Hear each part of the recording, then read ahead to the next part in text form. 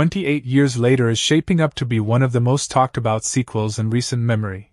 And before it even hits theaters, we've already learned something huge about how this new chapter is being made.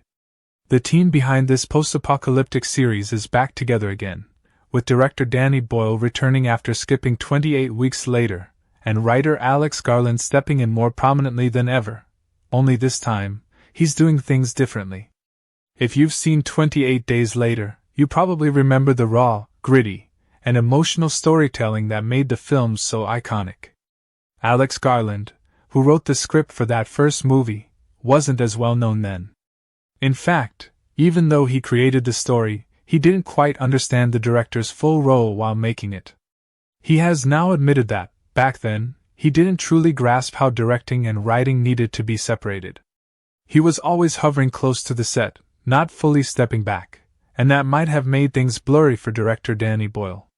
But now, 2 decades and several acclaimed directing gigs later, like Ex Machina and Annihilation, Alex Garland has completely changed how he works.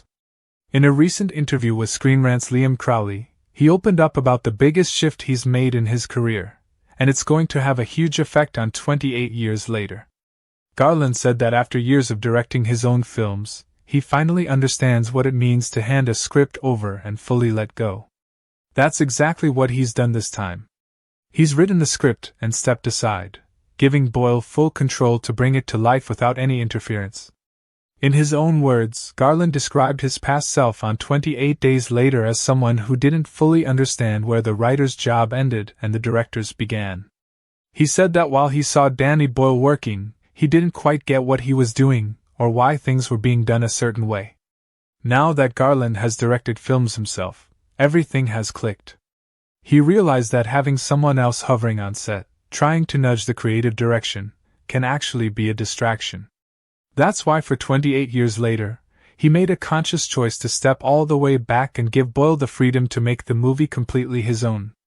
This is a big deal for fans because it means 28 Years Later won't be a tug-of-war between a writer's vision and a director's interpretation. Instead, it will be a true Danny Boyle film, his voice, his direction, his mood.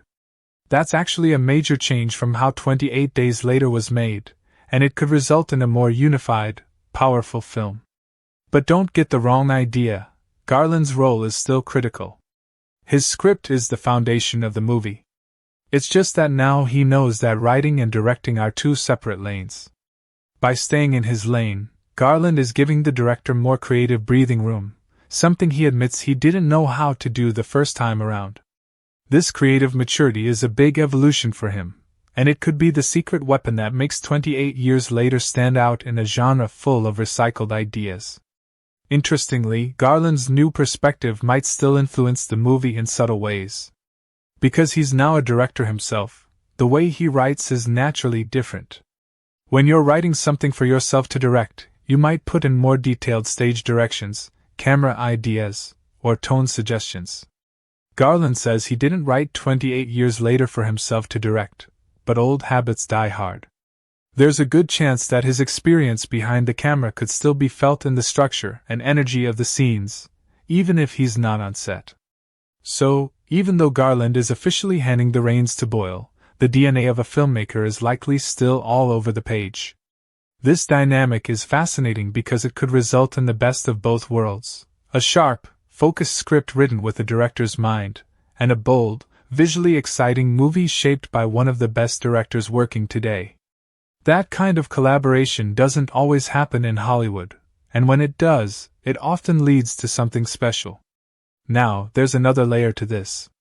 28 Weeks Later wasn't directed by Danny Boyle, and while that movie had some interesting moments, a lot of fans felt like something was missing.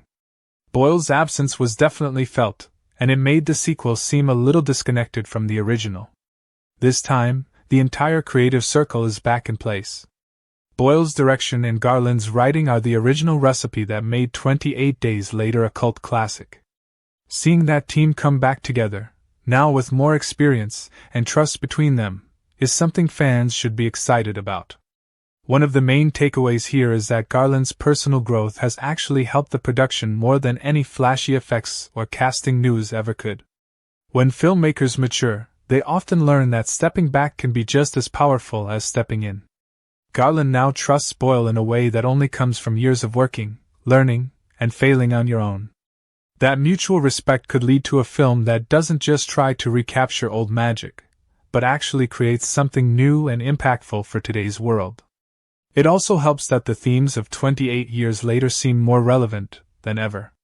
Though the full plot is still under wraps, the 28 Days franchise has always dealt with how people handle chaos, fear, and survival. These ideas hit harder now after real-world experiences like the COVID-19 pandemic and increasing social unrest. It feels like the right time for this kind of story to return, and having filmmakers who understand both the emotional weight and the technical craft behind it makes the project all the more promising. So what does all this mean for fans? It means we're about to see a 28 years later that is deeply rooted in the past, but built for the present. With Alex Garland choosing to let go and Danny Boyle steering the ship without interference, we could get a film that has clarity, purpose, and a creative freedom that wasn't fully present in the first movie. That kind of hands-off collaboration is rare in Hollywood, where ego and control often get in the way. Garland's decision to fully trust Boyle might be the most mature and most impactful, creative decision made for this sequel. It reflects the confidence in the process, in the people involved, and in the story itself. If it pays off, 28 years later could be more than just a follow-up. It could be the best installment in the series yet. In the end, what we're seeing is two artists at the top of their game. Garland, who now knows how to craft a script that can breathe on its own, and Boyle, who finally gets to take that script and shape it without interference. That kind of synergy doesn't come often. And because of that, 28 years later is not just a sequel, it's a statement.